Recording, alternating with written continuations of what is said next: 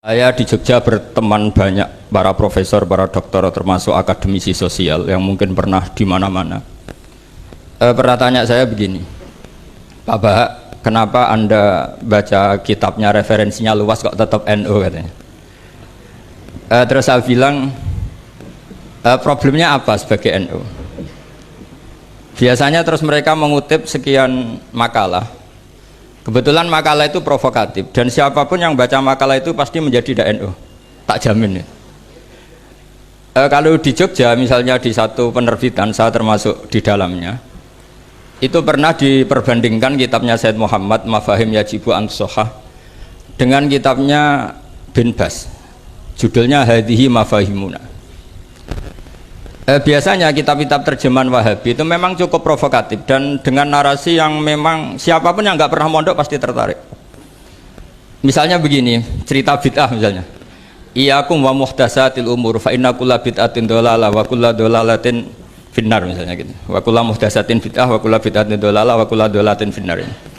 Ada yang baca wa kullu bid'atin dhalalah wa kullu dhalalatin finnar.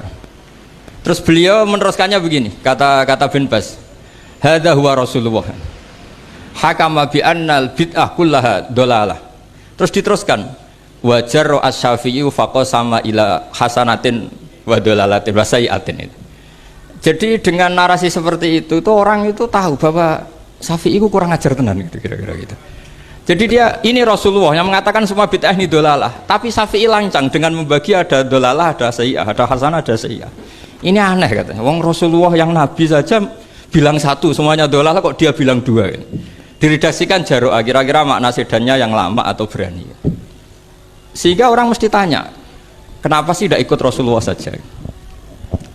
Tapi ini satu ilmu, setidaknya ilmu perdebatan, bukan ilmu hakiki, karena kita tidak tahu yang diridhani Allah yang mana.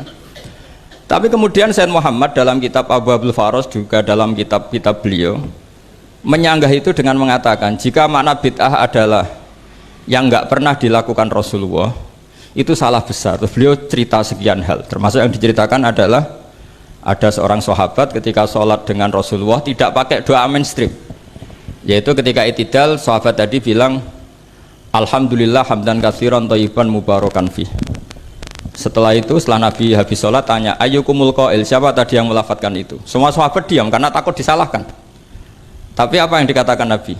Tidak, saya tidak akan menyalahkan. Saya tadi melihat isna asyara malakan. Saya tadi melihat 12 malaikat. Yabtadirunaha ayyuhum yaktubu awwalu.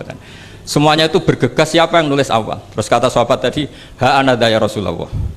Padahal ini satu kalimat yang bahkan Rasulullah tidak mengajarkan. Dan Rasulullah bahkan iskal, kenapa ada kalimat itu? Tapi toh dibenarkan oleh Allah dan Rasul. Cerita Said Muhammad kedua adalah ada sahabat setiap ngimami itu main kulhu.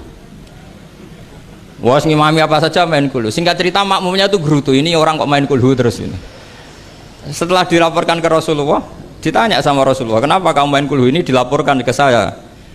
Kata si musolli tadi, imam tadi, li annaha sifatur rahman. Karena dalam surat itu semua sifatnya Allah, maka fa'ana uhibbuha. Saya senang itu.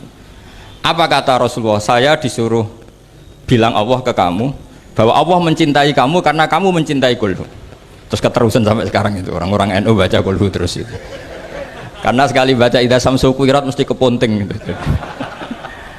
Tapi artinya itu dibenarkan Rasulullah min ghairi sabqi ta'limin minhu, tanpa ada pelajaran dari beliau.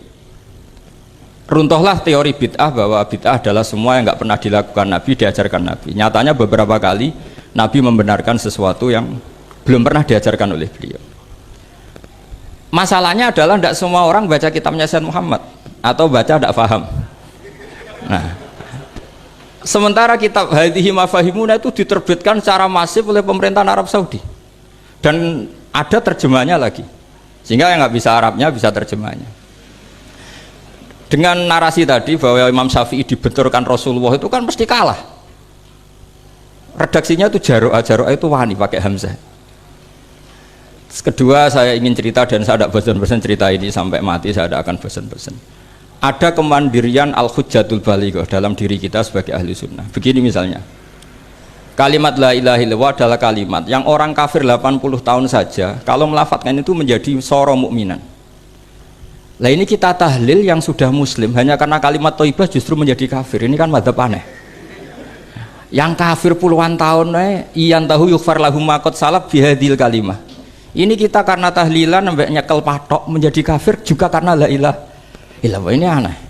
Jadi kalimatun sing yakunu bihal kafiru musliman menjadi kalimatun yakunul mukminu biha kafirun. Ini kan kaidah yang aneh. Nah, saya ingin kalau ahli sunnah yang seperti ini sudah mandiri, sudah sehat, ya baguslah seperti itu. Terus yang terakhir, kenapa ditambahi an-nahdiyah? Ya seperti yang dikatakan moderator tadi. Di terminologi internasional itu kalau ahli sunnah pokoknya yang tidak sabus sahabat ahli sunnah. Sehingga Wahabi, Muhammadiyah, Ikhwan semuanya ahli sunnah wal jamaah. Karena kalau di media internasional asal tidak syiah itu ahli sunnah. Hanya itu saja perbandingannya. Kalau ikramus sahabat ya ahli sunnah, kalau sabus sahabat ya syiah. Problemnya adalah kita tidak ikut kelompok besar ahli sunnah yang mainstream di internasional karena mereka anti wasilah, anti tahlil. Sehingga terus Indonesia bilang ditambahi ahli sunnah wal jamaah an-nahdiyah. Yang kira-kira mungkin Gus Yofur dan kawan-kawan nambahin Nusantara gitu. Nah, nanti ini bagiannya Gus Yofur, saya kira demikian. Assalamualaikum warahmatullahi wabarakatuh.